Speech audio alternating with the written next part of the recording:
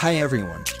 In this video, I will show you how to lock folders in Windows 11 without software. So, let's check out simple steps to password protect folders via bat files on Windows 11, Windows 10. First of all, open a plain text editor on your computer. We are going to use Notepad for this tutorial. Now, all you have to do is copy the below mentioned command lines and paste them into Notepad. Just one thing, type your password where it says password here. Next, you have to save the document as a bat file and save it to the location where you want to keep the folder locker.